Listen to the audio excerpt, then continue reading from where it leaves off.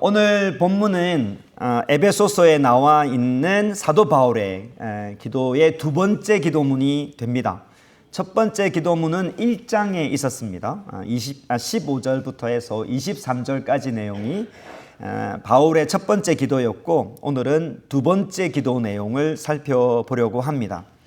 본문의 내용에 들어가서 좀 구체적으로 살피기 전에 바울의 기도 모습을 우리가 함께 보기를 원합니다.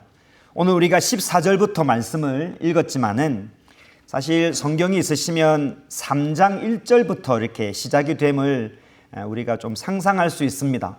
3장 1절에 보면 이러므로 그리스도 예수의 일로 너희 이방인을 위하여 갇힌 자 된 나 바울이 말하거니와 이렇게 되어 있습니다. 근데 이제 개역개정 여러분 한글 성경에 보면 그 말하거니와가 굉장히 작은 글자로 되어 있습니다. 원문에는 없다 이 말입니다. 원문에는 1절이 미완성으로 되어 있습니다. 동사가 없습니다. 그래서 1절 다음에 사실은 사도 바울이 기도를 하고 싶었는데 2절부터 13절까지 해서 우리가 쭉 살펴본 것처럼 사도 바울이 이방인을 위하여 사도된 내용과 자기가 받은 그 복음의 비밀이 무엇인지를 2절부터 쭉 13절까지 설명해 가다가 14절에 다시 원래 하고자 했던 기도가 시작이 되는 겁니다. 그러니까 3장에 들어와서 사도 바울은 기도를 하고 싶었습니다. 기도의 마음을 글로 전하고 싶었던 것이죠. 보면은 3장 1절의 내용에 보면 바울이 옥에 갇혀 있었습니다. 옥에 갇혀 있는 상황이었지만은 에베소 성도들을 생각하면서 간절히 기도합니다. 우리가 지금 보고 있는 이 14절부터 해서 21절까지 나와 있는 이 사도 바울의 기도는 내가 지금 옥에 갇혀 있으니 내가 에베소로 갈 수도 없고 가볼 수도 없고 카톡도 할 수도 없고 내가 연락할 수 없으니 기도나 하자 해서 하는 기도가 아니라는 거죠. 이 기도 내용을 면밀하게 읽어보면 정말 간절히 기도하고 있다는 사실을 알 수 있습니다. 그 내용에서도 알 수 있고 내용에 보면 또 바울이 무릎을 꿇었다는 15절 말씀에서도 얼마나 간절히 기도하는지를 알 수 있습니다. 유대인들은 일반적으로 서서 기도합니다. 서서 손을 들고 이렇게 기도하는 것에 익숙해져 있습니다. 우리도 그렇지 않습니까? 늘 무릎 꿇고 기도하지는 않으시죠? 그러면 관절이 남아나지 않겠지만은 설거지하면서 기도하고 운전하면서 기도하고 아침에 도넛 하시는 분들은 음악 틀어놓고 또 이렇게 반죽하면서 주여 하면서 또 기도하지 않겠습니까?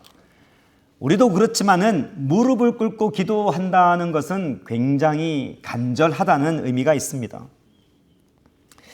왜 이렇게 간절히 기도할까? 우선 그 질문을 던지고 싶습니다.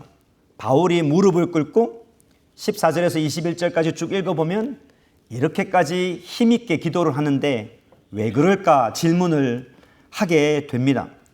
왜냐하면 우리의 기도의 모습을 비춰보면 바울의 기도와 우리의 기도가 많이 다르기 때문입니다.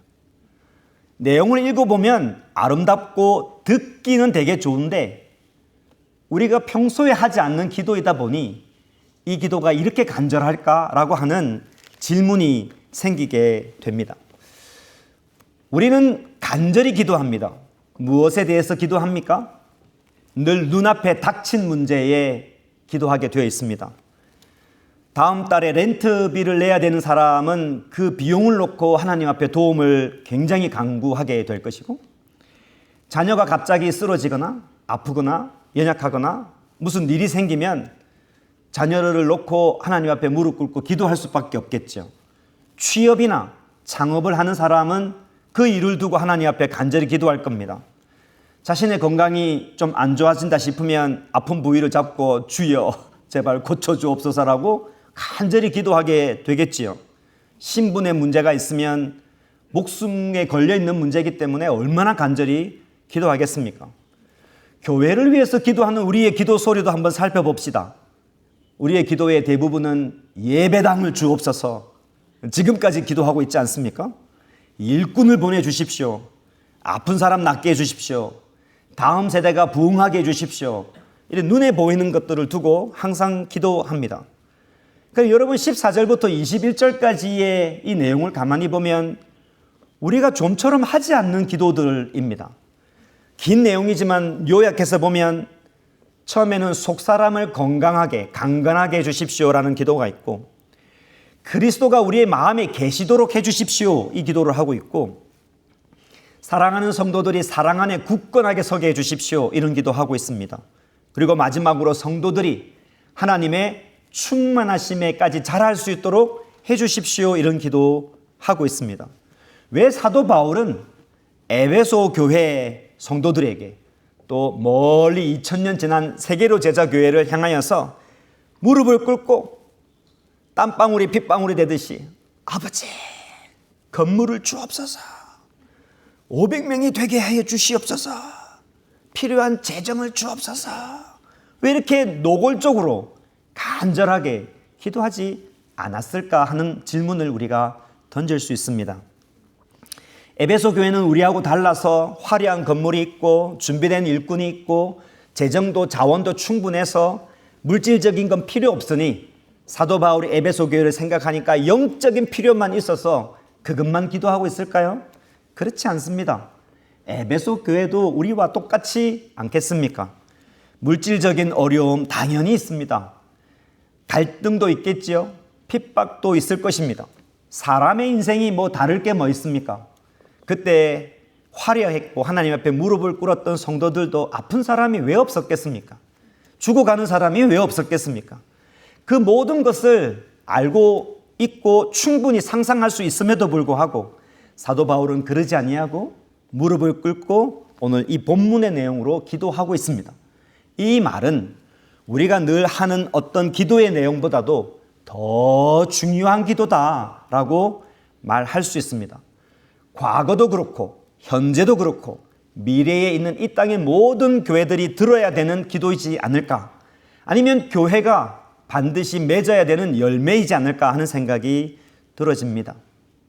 교회를 위한 바울의 기도를 오늘 본문을 통해서 가만히 생각을 해보면 우선 깨우치게 되는 것이 교회를 위한 기도는 옵션이 아니다라는 사실입니다. 우리는 우리 개인을 위해서 하는 기도가 되게 많습니다. 그러나 바울의 교회를 향한 이 기도를 들어보면 교회를 위한 기도는 옵션이 아니다는 것을 수요 예배에 와서 교회가 막 교회를 위해서 기도합시다 하라고 하니까 하는 기도가 아니라 우리의 삶 속에서 교회를 향한 기도가 있어야 한다는 것을 봅니다. 우리가 앞에서 쭉 살펴본 것처럼 왜 그렇습니까? 우리 몸이 교회에 연합되어져 있기 때문입니다.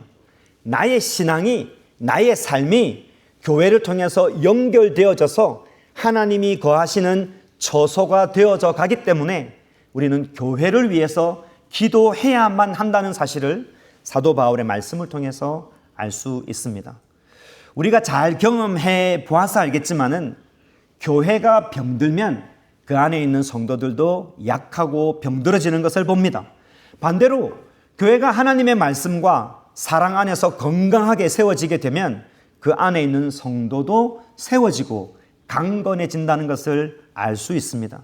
때문에 우리는 교회를 위한 기도를 잊지 않고 해야 합니다. 비단 세계로 제자 교회라는 우리 교회만을 위해서뿐만 아니라 이 땅에 있는 하나님의 교회를 위해서 반드시 기도하는 일을 잊지 않아야 된다는 것을 오늘 말씀을 통해서 배우게 됩니다. 바울은 감옥에 있습니다. 아주 힘든 상황이지요. 멀리 떨어져 있는 에베소 교회를 위해서 기도합니다. 정말 간절히 기도합니다. 내 몸처럼 기도합니다. 한 가족처럼 기도합니다. 그 내용을 알 수 있는 내용이 14절, 15절 말씀입니다. 이러므로 내가 하늘과 땅에 있는 각 족속에게 이름을 주신 아버지 앞에 무릎을 꿇고 빈다는 말씀이 나옵니다. 사도 바울이 하나님 아버지를 어떻게 고백합니까? 아버지라고 고백을 하지만, 하나님을 고백하지만은 하늘과 땅에 있는 각 족속, 즉 모든 가족들에게 무엇을 주셨다? 이름을 주신 분이다 라고 고백을 합니다. 그러니까 하나님께서 이름을 주셨으니 우리는 다 한 가족이다라는 고백이 이 고백 속에서 벌써 있게 되는 겁니다. 에베소 교회를 위해서 기도할 때 타인처럼 필요한 그 교회를 위해서 이렇게 기도하는 것이 아니라 마치 내 몸인 것처럼, 한 가족을 위해서, 내 딸과 아들을 위해서 기도하는 것처럼 에베소 교회 교인들을 위해서 기도한다는 사실을 이 고백을 통해서 알 수 있습니다. 마찬가지죠. 오늘 말씀을 통해서 보면 우리가 각자가 다 이름이 다르지만은 하나님이 나의 이름을 지어주셨다라고 믿는다면 우리가 다 한 가족임을 믿어야 합니다. 아멘이시죠? 우리는 주 안에서 한 가족입니다. 물론 이런 이야기하면 나의 이름은 다른 사람이 지어줬는데 뭐 그럴 수 있지 않겠습니까? 제 이름은 신현우입니다. 영어로는 데니엘이라고 부르고는 있지만은 원래의 제 이름은 신피루입니다. 반드시 필자에 도울 우자입니다. 할아버지가 지어주셨습니다. 그때부터 이미 목사인 것을 내정하시고 반드시 남을 도와라 피루를 했는데 아버님이 이름이 너무 유치하다. 밝을 현자에 도울 우자, 밝게 도와라. 그거나 이렇게 이름을 지어주셨습니다. 물론 하나님이 각 사람에게 이름을 그렇게 주셨다는 것은 개인의 이름을 주셨다는 뜻이 아니라는 것은 우리가 다 알고 있습니다. 각 사람에게 이름을 주셨다는 것은 하나님이 우리의 아버지가 되셔서 그 하나님으로 통하여서 우리의 정체성, 우리의 존재가 얻어졌다라는 이런 뜻이 됩니다. 하나님 때문에 한 가족으로 존재가 되었다는 것입니다. 한 가족, 한 교회가 되는 것이지요. 그래서 교회를 그냥 다니는 곳으로 알지 않고 교회를 하나님이 불러 모아주신 한 가족으로 깨닫게 된다면 그 안에 있는 성도는 반드시 교회를 위해서 기도하는 것을 잊지 말아야 합니다. 혹시 우리가 그것을 잘 모르고 있었다면 이 이후로부터는 교회를 위해서 기도하는 일을 빼먹지 않았으면 좋겠습니다. 자, 그렇다면 교회를 위해서 기도할 때 무엇을 위해서 기도해야 될까요? 오늘 14절부터 21절까지 쭉 내용을 보면 4가지의 기도 제목이 나오고 마지막 송령이 이렇게 나옵니다. 사실 본문을 보고 어떻게 할까 고민을 되게 많이 했습니다. 왜냐하면 그 기도 하나하나가 사실 설교 한 편입니다.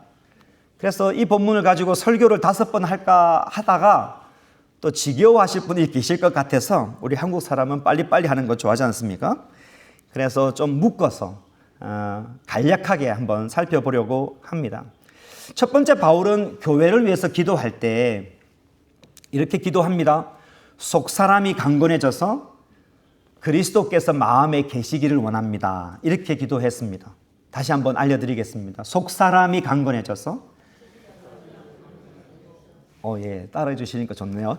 속사람이 강건해져서 그리스도께서 마음에 계시게 하옵소서.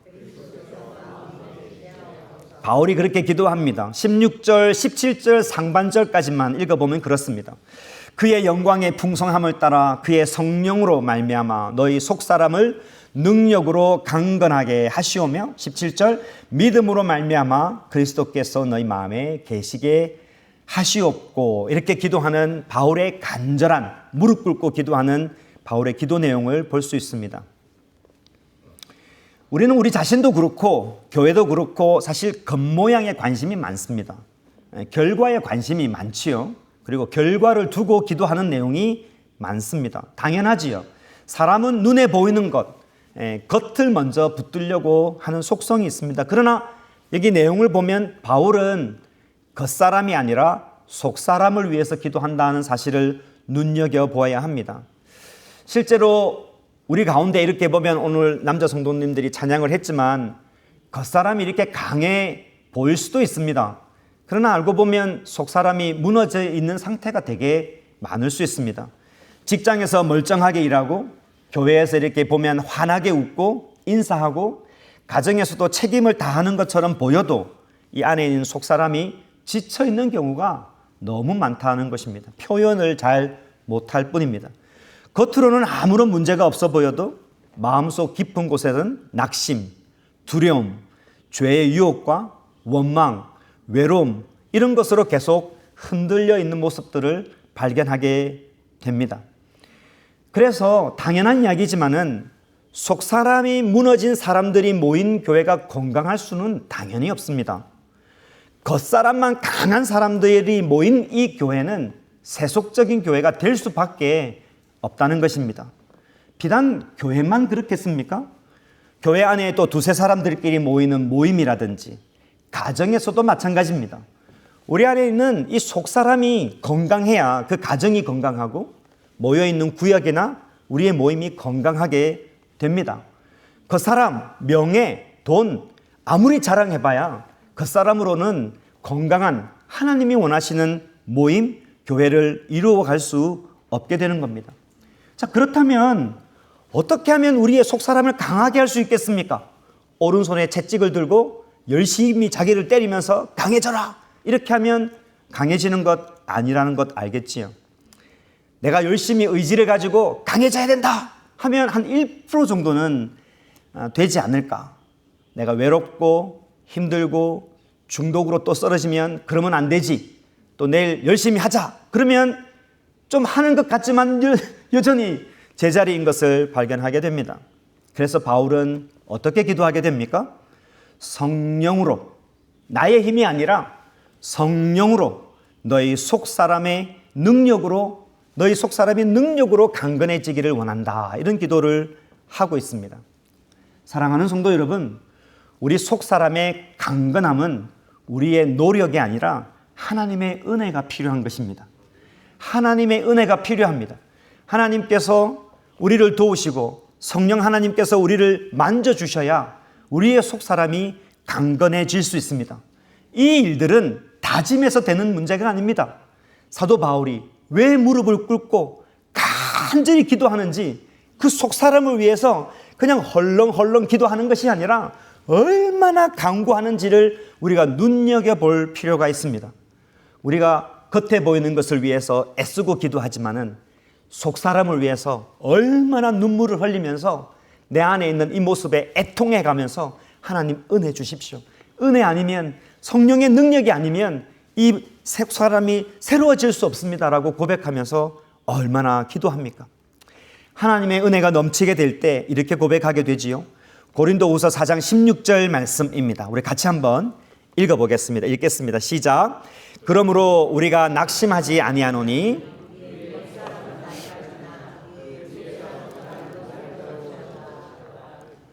신기하지 않습니까? 겉사람이 낡아지면 낙심합니다. 그러면 겉사람이 다시 회복되어지면 강해지겠습니까? 그러나 사도 바울은 그렇게 고백하지 않습니다. 내가 낙심하지 않는데 이유는 내 안에 있는 속사람이 날마다 새로워지니 내가 어떤 환경이 있다 할지라도 순교의 그 순간에도 내가 낙심하지 않는다는 강력한 힘을 이야기하고 있습니다. 어쩌면 우리가 외롭고 힘들고 의지할 데 없고 참 눈물을 막 흘려도 마음에 이렇게 새로움이 없는 것은 우리의 포커스가 겉사람에 있기 때문에 그렇지 않을까 하는 생각이 듭니다. 그렇게 속사람에게 포커스를 맞출 때 어떤 일이 일어나느냐? 사도 바울의 기도 속에 계속 찾을 수 있습니다. 속사람이 강건해지면 그리스도께서 우리 마음에 계시는 일들이 일어납니다. 에베소 교인들은 이미 교인들입니다. 예수님을 이미 믿고 있지요. 그러니까 이게 기도의 내용이 무슨 뜻이겠습니까? 마음에 그리스도가 계시게 하여 주옵소서. 이 뜻은 그리스도가 내 마음의 주인이 되게 해 주십시오. 이런 기도가 됩니다. 우리가 다 예수님을 모셨지만은 사실은 우리의 인생을 이렇게 돌아보면 예수님께 모든 오토리티, 파워를 다 내어드리지 않는 경우가 너무 많습니다. 이렇게 예배 드릴 때, 찬양할 때, 기도할 때 주님을 모시고 주님이 주인 것처럼 늘 고백을 하지만은 그러나 우리의 삶으로 돌아가서 돈 문제, 자존심 문제, 인간관계의 문제, 은밀한 욕망의 문제, 내 계획, 내 고집의 문제가 있을 때는 여전히 그 자리에 주님이 아니라 내가 그 자리를 차지하고 있을 때가 얼마나 많은지 모릅니다. 때문에 사도 바울의 기도를 이렇게 돌이켜보면 속사람이 강해져야 된다는 게 얼마나 중요한지 알게 됩니다. 빠지지 않고 교회를 위해서, 교회의 모든 성도를 위해서, 또 그 속에 있는 나를 위해서 기도할 때 하나님, 속사람이 날마다 새로워지는 기적이 일어나게 하여 주옵소서 늘 기도하시기를 바랍니다. 아침에 일어나서 주일에 예배드리기 전에 늘 기도하는 기도 제목입니다.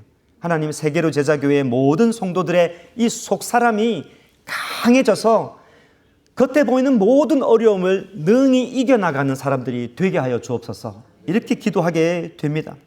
이 기도는 정말 간절한 기도여야 합니다. 속사람이 강해지는 이 기도는 사실은 내가 지금 사느냐 죽느냐의 문제가 됩니다. 나의 속사람을 붙들고 구약의 다윗처럼 내 영혼아 라고 고백했던 것처럼 하나님, 나를 새롭게 하여 주옵소서라는 기도를 잊지 않고 해야 합니다. 교회가 강해진다는 것은 사람이 점점 많아져서 강해지는 것 절대 아닙니다. 믿으시기를 바랍니다. 정말 사람이 많아지면 강한 교회, 절대 그렇지 않습니다. 재정이 많아지면 강한 교회입니까? 절대 그렇지 않습니다. 건물이 생기는 것도 마찬가지입니다. 물론 필요하지요, 있으면. 그러나 진짜 강한 교회는 각각 연결되어져 있는 그 성도 한 사람 한 사람의 속사람이 성령님으로 말미암아 강건해질 때 그 교회가 진짜 강건한 교회인 줄 믿으시기를 바랍니다. 그래서 성도들 마음에 내가 아니라, 우리가 아니라 그리스도가 계시는 공동체여야 하는 겁니다. 사도 바울이 그렇게 기도하고 있습니다. 이 기도는 교회를 위한 기도인 동시에 우리 스스로를 위한 기도이고, 여러분이 있는 가정을 위한 기도이고, 구역을 위한 기도가 됩니다. 바울은 두 번째 기도를 이렇게 합니다. 교회를 위해서 기도할 때 성도들이 그리스도의 사랑을 알아가게 해 주십시오. 하나님의 충만으로 채워지게 하여 주옵소서. 이런 기도를 하고 있습니다. 17절 하반절부터 해서 말씀이 좀 긴데 19절까지 쭉 이어져 갑니다. 너희가 사랑 가운데 뿌리가 박히고 터가 굳어져서 능히 모든 성도와 함께 지식에 넘치는 무슨 사랑? 그리스도의 사랑을 알고 그 너비와 길이와 높이와 깊이가 어떠함을 깨달아 하나님의 모든 충만하신 것으로 너에게 충만하게 하기를 간구한다라고 기도하고 있습니다. 그 사랑이 풍성했으면 좋겠다라고 말하는 이 사랑은 인간적인 사랑이 아닙니다. 우리 좀 사이좋게 잘 지내봅시다. 싸우지 말고 웬만하면 이해하면서 부드럽게 잘 지내봅시다. 그런 말이 아니지요. 여기서의 사랑은 우리가 익히 쭉 말씀 살펴본 것처럼 예수 그리스도의 십자가의 사랑입니다. 원수된 자를 살리신 사랑, 멀리 있는 자를 가까운 데 불러 모으신 사랑, 유대인과 이방인을 한 몸으로 엮은 사랑, 하나님께 멀리 있던 사람들을 하나님이 가까이 오게 했던, 모든 담을 허물었던 그 사랑이 됩니다. 이 사랑을 두고 기도하기를 뿌리가 박히고 터가 굳어져야 된다까지 이야기합니다. 대충 있는 사랑이 아니라 그 사랑이 이 공동체 내에 마치 나무의 뿌리처럼 딱 박히고 마치 이 건물의 파운데이션처럼 굳어져야 된다고까지 말하고 있는 기도의 깊이를 보실 수 있었으면 좋겠습니다. 정말 그래야 합니다. 정말 그리스도의 사랑이 우리 가운데 터가 굳어지고 뿌리가 박힐 정도로 사랑이 가득해야 합니다. 그런데 이 사도 바울의 말씀을 한 번 더 보면 그 사랑을 알아갈 때 모든 성도와 함께라는 말을 쓰고 있습니다. 그 사랑을 내가 노력해서 내가 갖는 것이 아니라 이 말씀에 보면 모든 성도와 함께 그 사랑을 알아가고 굳어지고 깊이 뿌리가 박혔으면 좋겠다. 이 사랑을 우리 모두가 같이 해서 뿌리를 내렸으면 좋겠다. 이런 말씀하고 있습니다. 물론 그리스도의 깊은 사랑을 여러분이 독방에서 집에서 열심히 묵상해서 사랑을 깨우칠 수도 있지만은 여기서 말하는 그리스도의 사랑은 더욱더 놀라운 연합되어지고 화목되어지는 그런 사랑을 말합니다. 왜 모든 성도와 함께 이 사랑을 알아갈까요? 공동체는 우리가 알고 있는 예수 그리스도의 십자가의 사랑을 알아갈 수 있는 연습장과 같은 곳입니다. 나와 성격이 다른 사람이 적습니까? 많습니까? 많습니다. 나와 세대가 다른 사람을 통해서도 배우고 나와 문화가 다른 사람을 통해서 배우고 때로는 나를 불편하게 하는 사람을 통해서 사랑을 배우게 됩니다. 용서해야 할 사람을 통하여서 그리스도의 사랑을 배우게 되고 기다려야 할 사람을 바라보면서 또 그리스도의 사랑을 알아갑니다. 품을 수 없을 정도로 힘든 사람이지만 품어가면서 그리스도의 사랑을 배워가는 것이지요. 그렇게 사랑을 알아갈 때 오늘 말씀에 보면 그 사랑이 얼마나 깊고 넓고 높고 긴지를 깨닫게 된다는 것을 알게 됩니다. 사랑하는 성도 여러분, 그리스도의 참 사랑은 공동체 속에서 발견되어질 때 그 깊이를 아는 것을 깨달아야 합니다. 신앙 공동체를 믿음으로 바라보고 그 안에서 서로 사랑할 때 우리는 그리스도의 사랑을 깊이 깨닫게 됩니다. 그래서 사랑하는 성도 여러분, 여러분이 매주 이렇게 교회 올 때마다 그냥 왔다가 아멘 하다가 옆에 가서 밥 먹고 집에 가고 이러지 마시고 그리스도의 사랑을 좀 알아갈 수 있는 여러분 되시기를 주의 이름으로 축복합니다. 서로 보고 서로 사랑하고 서로 아껴가고 저 사람은 왜 저렇지? 라고 하면서도 또 그 사람을 품어나가는 그 십자가의 사랑이 생생하게 경험될 수 있는 교회가 되어야 합니다. 주의를 지킨다, 사역을 한다, 내가 교회를 섬긴다, 이런 자기 만족이 아니라 섬긴 속에서 우리를 불러 모아주시고 연합되게 하는 그 가운데 이 가운데 있는 하나님의 십자가의 사랑이 참 깊구나 라고 깨달을 수 있으면 좋습니다. 부부 사이도 마찬가지 아니겠습니까? 나와 너 맞지 않다라고 생각하지 마시고 우리 가운데서도 그리스도의 사랑을 알아갔으면 좋겠다는 것입니다. 점점 마무리가 되어가고 있습니다. 사도 바울의 기도는 여기서 끝나지 않습니다. 바울은 우리가 그리스도의 사랑을 알아가기를 기도한 다음에 하나님의 모든 충만하신 것으로 너희에게 충만하기를 원한다라고 기도하고 있습니다. 하나님의 충만이라는 것은 하나님께서 자기 백성 가운데 이렇게 풍성하게 거하시는 은혜입니다. 임재이지요. 하나님의 생명이고 하나님의 거룩이고 하나님의 사랑이 머무는 곳이 하나님의 충만합니다라고 설명할 수 있습니다.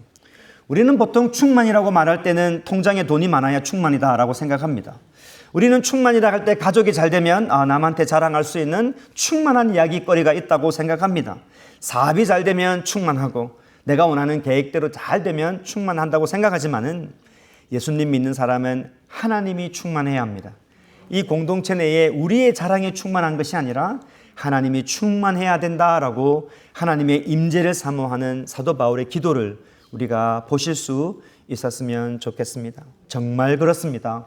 성도 한 사람 한 사람의 마음이 하나님으로 채워지고 가정이 하나님으로 채워지고 예배가 하나님으로 채워지고 교제와 식탁 속에 하나님으로 채워진다면 우리는 하나님의 놀라운 사랑을 경험할 수 있게 됩니다.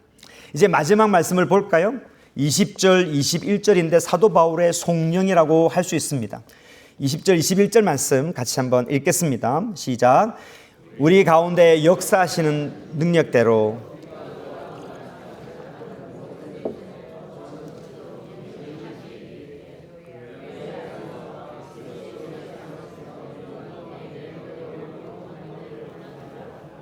아멘. 집에서 한번 여러 번 읽어보셨으면 좋겠습니다.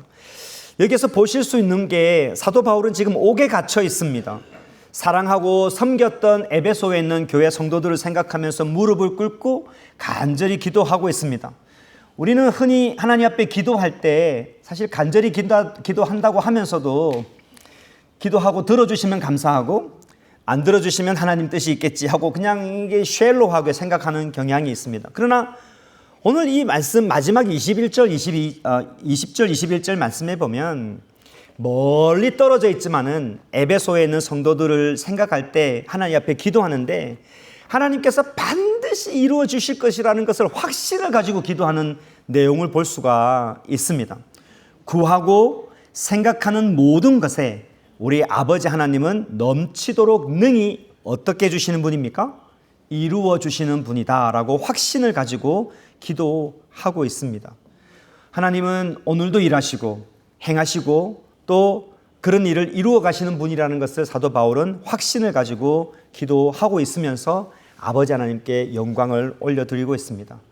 그러니까 결론적으로 이제 말씀을 맺으면서 기도할 것은 기도 제목을 가지고 우리 하나님 앞에 기도할 때 이게 되면 좋겠고가 아니라 반드시 이 일을 이루어 주실 분이라는 것을 믿고 기도하는 우리의 기도에 확신이 필요하다는 것을 20절, 21절에서 봅니다. 말씀 맺습니다.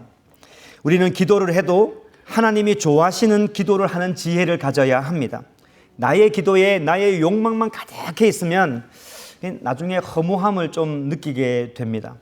하나님께서 원하시는 것을 알고 기도할 때 하나님은 사실 우리의 필요를 아시고 가장 선하신 뜻 안에서 우리의 필요를 채워주시는 분인 줄 믿습니다.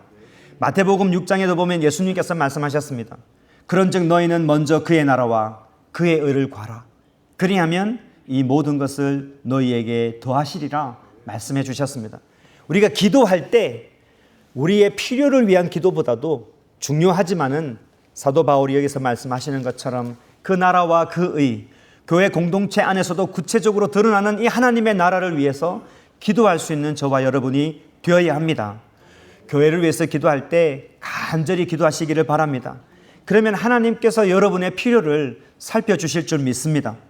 교회를 위해서 기도할 때 하나님 우리에 있는 모든 성도의 속사람이 강건하게 하여 주옵소서. 그래서 그리스도가 주인 된 사람들이 되게 하여 주옵소서. 모든 성도가 그리스도의 사랑을 깊이 깨닫게 하여 주옵소서. 하나님의 충만에 이르게 하여 주옵소서. 이런 기도해야 합니다. 이렇게 기도할 때 하나님께서 우리 가운데 역사하시는 능력으로 우리가 구하거나 생각하는 것보다 더 크고 선한 방식으로 하나님께서 교회를 세우시고 우리의 가정과 삶도 그 은혜 안에서 붙들어 주실 줄 믿습니다. 이 모든 일을 통해서 교회 안에서 그리스도 예수 안에서 하나님께 영광이 있기를 간절히 원합니다.